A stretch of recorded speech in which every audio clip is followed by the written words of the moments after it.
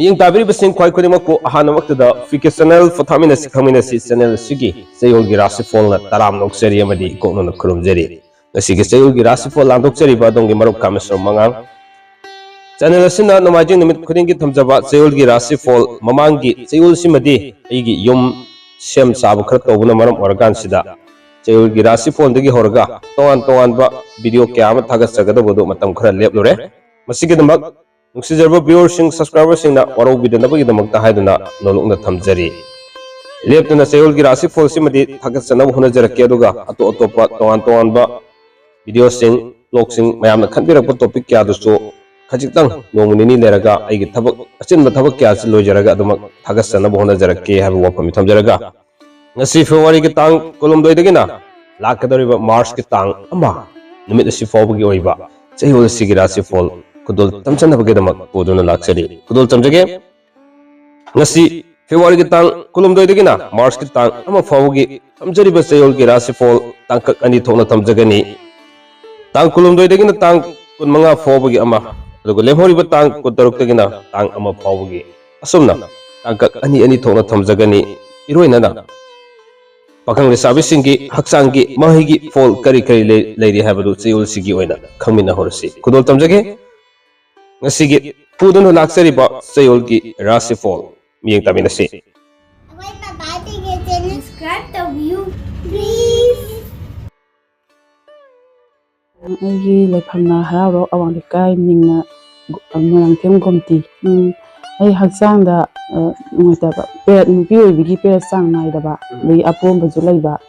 Ay sitegi angang oiba ngam da ba chagi ba. Ay isana pi amadi laijare. Si lairap matungda aina apong di laire pe chang nai da to kana du matungda angang jin sahi taru haira kan sahi da ki star tha hu star ko phaja du matungda oi rakhi bani angang jin sahi taru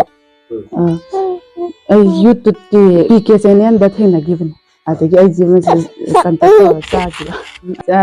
normal doina normal po sai isan pa jin saw chang jang dongai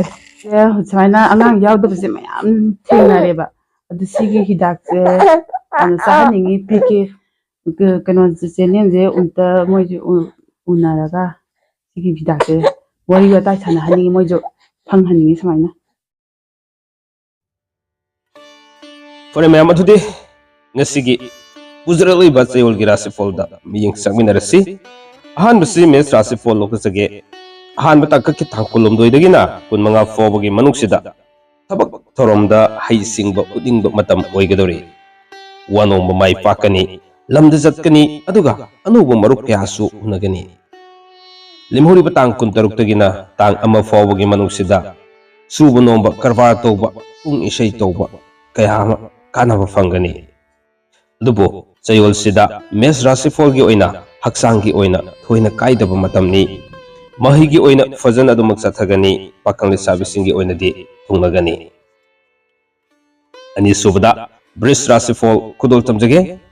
ahan bataka ki tang kulumdoi dagina kunmanga fawagi manungsida kanadaba mapamda amadi miyoida asa thamba mangduna tokpa matam oigadori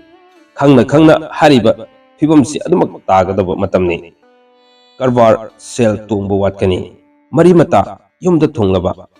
Samin thakminaba phangba matamni lemhoriba tang kudaruk dagina tang ama fawbagi manungsida lamda chatpa thoina kaidaba pungi sei tawba sana khonabagi thabakta mingchat phangba matamni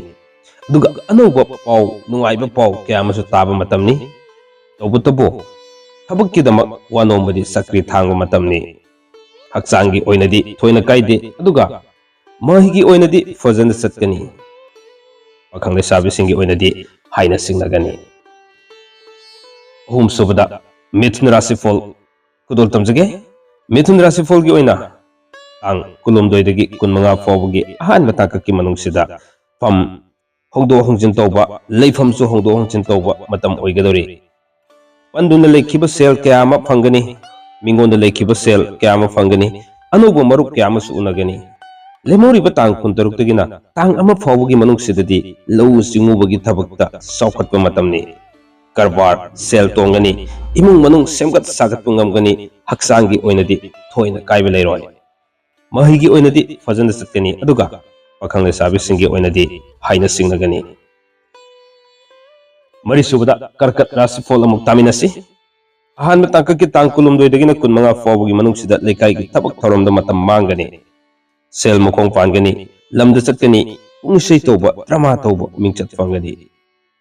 lemhori batang kuntaruk tagina tang ama fawbugi manungsida imung manung semgat sagatgani wano mamai pakani sasan ki karbar sel mangani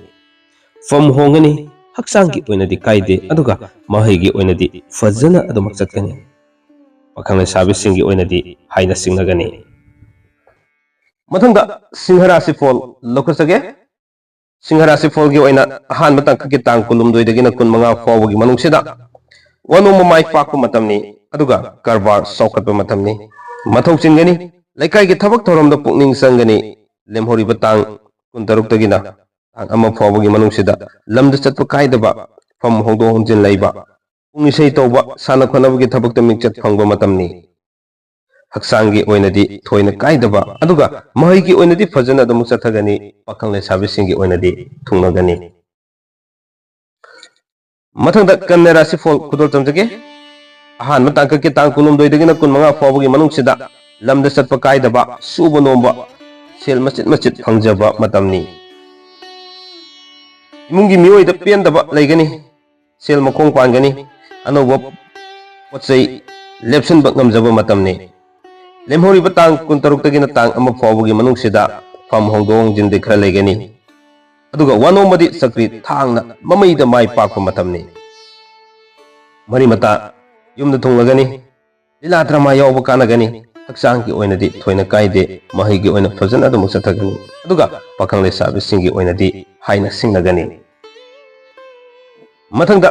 tula rashi folgi oina tang kulumloidagina kun manga fawbugi manungda wanomba mai pakani fam hongani karbar saukatli lottery yawba kanagani lamda satpa kaide aduga lemhori batang kuntaruk tagina tang ama fawbugi manungsida sasangi marida sel chatkani imung manung samjin sajali laikai gi thabak thoromda thawai yawgani haksangi oinadi kaide mahai gi oinadi fajana chatli aduga pakhang le sabisingi oinadi thungnagani mathangda basic rashifol han batang ki tang kulum doidagina kun manga fawbugi manungsida mingona leikiba sel fangani subu nomba kanagani sasangi karbar dadi sel mangani mari mata yumda thunglagani aduga lemhori batang kuntaruk tagina tang ama fawbugi manungsidadi lamda satpa kaide pungisei toba lila drama yawba mingchat fangani anoba nuwaiba paw tagani haksangi oinadi kaide mahigi oinadi fajana tawi aduga pakhang le sabisingi oinadi haina singnagani mathangda dhanu rashi folgi oina tang kulum doidagi kun manga fawbugi manungda sel makong pali mathau chingani ningba thungba watkani fam hongdo hongjin tawgani karbar da sel tongba watkani lemhori batang kuntaruk tagina tang ama fawbugi manungsida lamda chatpa kaitaba matamni maruk yamgani imung manung semgat sakatkani aduga mingonda leikiba sel fangani haksangi oinadi kaide mahigi oinadi talli aduga pakhang le sabisingi oinadi thungnagani mathangda makar rashi folgi oina tang kulum doidagi kun manga fawbugi manungsida fam hongdo hongjen tawgani anoba nuwaiba paw tagani mari mata lakani aduga imungda akpigani mingonda leikiba sel fangani wano mamai pakani lemhori batang kuntaruk tagina tang ama fawbugi manungsida semgat sagatpa kya ngamjaba arbarda sel tungjaba matamni pungisei toba kanagani lila drama yawbusu mingchat fangani aduga haksangi oinadi khu khwang khranu nagani mahigi oinadi mayai oina sathagani aduga pakhang le sabisingi oinadi thungnagani asumna mathangsi kumbarashi bolam taminasi ahan batang ki tang kulum doidagi kun manga fawbugi manungsida lamda chatpa kaidaba fam hongdo hongjin tawba wanombasu sakri thangna mamaida mai pakpa matamni anouba nuwaiba pawdi tagani aduga mingona leikiba sel su fangba matamni lemhori batang kuntaruk tagina tang ama fawbugi manungsida pungisei tawba sana khonabagi thabakta mingchat fangba matamni aduga imung manung semgat sagasaba ngamjaba matamni anouba maruk kayam unagani ꯍꯛꯆꯥꯡꯒꯤ ꯑꯣꯏꯅꯗꯤ ꯊꯣꯏꯅ ꯑꯀꯥꯏꯕ ꯂꯩꯔꯣꯏ ꯃꯍꯩꯒꯤ ꯑꯣꯏꯅ ꯃꯌꯥꯏ ꯑꯣꯏꯅ ꯆꯠꯊꯒꯅꯤ ꯑꯗꯨꯒ ꯄꯥꯈꯪ ꯂꯩꯁꯥꯕꯤꯁꯤꯡꯒꯤ ꯑꯣꯏꯅꯗꯤ ꯊꯨꯡꯅꯒꯅꯤ ꯑꯁꯨꯝꯅ ꯔꯥꯁꯤꯐꯣꯜ 12 ꯁꯤꯒꯤ ꯃꯅꯨꯡꯗ 12 ꯐꯥꯎꯕ ꯇꯥꯕꯤꯈ꯭ꯔꯕ ꯃꯇꯨꯡꯁꯤꯗ ꯑꯔꯣꯏꯕꯗ ꯃꯤꯅ ꯔꯥꯁꯤꯐꯣꯜꯅꯤ ꯌꯥꯝꯅ ꯈꯧꯔꯥꯡꯅ ꯉꯥꯏꯅꯔꯤꯕꯗꯨ ꯇꯥꯃꯤꯟꯅꯁꯤ ꯇꯥꯡ 19ꯗꯒꯤ 25 ꯐꯥꯎꯕꯒꯤ ꯑꯍꯥꯟꯕ ꯇꯥꯡꯀꯛꯀꯤ ꯃꯅꯨꯡꯁꯤꯗ ꯑꯅꯧꯕ ꯅꯨꯡꯉꯥꯏꯕ ꯄꯥꯎ ꯇꯥꯕ ꯃꯇꯝꯅꯤ ꯊꯕꯛ ꯐꯪꯕ ꯂꯟ ꯐꯪꯕ ꯑꯃꯗꯤ ꯂꯝꯗ ꯆꯠꯄ ꯀꯌꯥ ꯑꯃꯁꯨ ꯉꯝꯖꯕ ꯃꯇꯝꯅꯤ ꯏꯃꯨꯡ ꯃꯅꯨꯡ ꯁꯦꯝꯒꯠ ꯁꯥꯒꯠꯄ ꯉꯝꯖꯕ ꯃꯇꯝꯅꯤ ꯂꯤꯂꯥ ꯗ꯭ꯔꯃꯥ ꯌꯥꯎꯕ ꯃꯤꯡꯆꯠ ꯐꯪꯕ ꯃꯇꯝꯅꯤ ꯑꯗꯨꯒ ꯂꯦꯝꯍꯧꯔꯤꯕ ꯇꯥꯡ 16ꯗꯒꯤꯅ ꯇꯥꯡ 1 ꯐꯥꯎꯕꯒꯤ ꯃꯅꯨꯡꯁꯤꯗ ꯁꯥ ꯁꯟꯒꯤ ꯀꯔꯕꯥꯔꯗ ꯁꯦꯜ ꯃꯥꯡꯒꯅꯤ ꯂꯣꯇꯔꯤ ꯌꯥꯎꯕ ꯁꯦꯜ ꯃꯥꯡꯒꯅꯤ ꯃꯔꯤ ꯃꯇꯥ ꯆꯥꯎꯒꯅꯤ ꯍꯛꯆꯥꯡꯒꯤ ꯑꯣꯏꯅꯗꯤ ꯀꯥꯏꯗꯦ ꯃꯍꯩꯒꯤ ꯑꯣꯏꯅꯗꯤ ꯑꯇꯟꯕ ꯀꯌꯥ ꯑꯃ ꯐꯥꯎꯒꯅꯤ ꯑꯗꯨꯒ ꯄꯥꯈꯪ ꯂꯩꯁꯥꯕꯤꯁꯤꯡꯒꯤ ꯑꯣꯏꯅꯗꯤ ꯊꯨꯡꯅꯒꯅꯤ ꯁꯨꯝꯅ ꯊꯝꯖꯔꯤꯕ ꯆꯌꯣꯜꯒꯤ ꯔꯥꯁꯤꯐꯣꯜ ꯑꯁꯤ ꯃꯇꯥꯡ ꯑꯁ꯭ꯋꯥꯏꯗ ꯇꯦꯟꯁꯤꯟꯖꯅꯕꯒꯤ ꯇꯥꯟꯖꯥꯗꯨ ꯌꯧꯔꯛꯂꯦ ꯑꯊꯨꯕꯗ ꯃꯥꯔꯆ ꯊꯥꯒꯤ ꯔꯥꯁꯤꯐꯣꯜꯁꯨ ꯃꯌꯥꯝꯗ ꯈꯨꯗꯣꯜ ꯇꯝꯖꯔꯛꯑꯒꯅꯤ ꯑꯃꯗꯤ ꯇꯣꯉꯥꯟ ꯇꯣꯉꯥꯟꯕ ꯃꯌꯥꯝꯅ ꯈꯟꯕꯤꯔꯛꯄ ꯇꯣꯄꯤꯛ ꯀꯌꯥ ꯃꯊꯪ ꯃꯅꯥꯎ ꯅꯥꯏꯅ ꯑꯗꯨꯝ ꯁꯟꯗꯣꯛꯆꯔꯛꯀꯦ ꯑꯃꯗꯤ ꯇꯣꯉꯥꯟ ꯇꯣꯉꯥꯟꯕ ꯃꯤꯑꯣꯏ ꯀꯌꯥ ꯎꯅꯗꯨꯅ ꯋꯥꯔꯤ ꯋꯥꯇꯥꯏ ꯁꯥꯟꯅꯕꯒꯤ ꯚꯤꯗꯤꯑꯣꯁꯨ ꯃꯊꯪ ꯃꯅꯥꯎ ꯅꯥꯏꯅ ꯊꯝꯖꯔꯛꯑꯒꯅꯤ ꯍꯧꯖꯤꯛꯁꯦ ꯌꯨꯝ ꯁꯦꯝ ꯁꯥꯕ ꯈꯔ ꯇꯧꯕꯅ ꯃꯔꯝ ꯑꯣꯏꯔꯒ ꯆꯥꯡ ꯅꯥꯏꯅ ꯚꯤꯗꯤꯑꯣ ꯊꯥꯒꯠꯆꯕ ꯉꯝꯖꯗ꯭ꯔꯦ ꯃꯁꯤꯒꯤꯗꯃꯛ ꯉꯥꯛꯄꯤꯒꯅꯤ ꯉꯁꯤꯒꯤꯗꯃꯛꯇꯗꯤ ꯆꯌꯣꯜꯒꯤ ꯔꯥꯁꯤꯐꯣꯜꯁꯤ ꯃꯇꯥꯡ ꯑꯁ꯭ꯋꯥꯏꯗ ꯇꯦꯟꯁꯤꯟꯖꯅꯕꯒꯤ ꯇꯥꯟꯖꯥꯗꯨ ꯂꯧꯖꯔꯒꯦ ꯄꯨꯝꯅꯃꯛꯄꯨ ꯑꯃꯨꯛꯀ ꯁꯟꯅ ꯂꯣꯏꯕ ꯐꯥꯎꯕ ꯇꯥꯕꯤꯕꯒꯤꯗꯃꯛ ꯉꯝꯈꯩ ꯂꯩꯇꯅ ꯊꯥꯒꯠꯆꯕꯒ ꯂꯣꯏꯅꯅ ꯑꯃꯨꯛꯀ ꯁꯟꯅ ꯈꯨꯔꯨꯝꯖꯔꯤ ꯀꯪꯂꯩꯄꯥꯛꯅ ꯌꯥꯏꯐꯔꯦ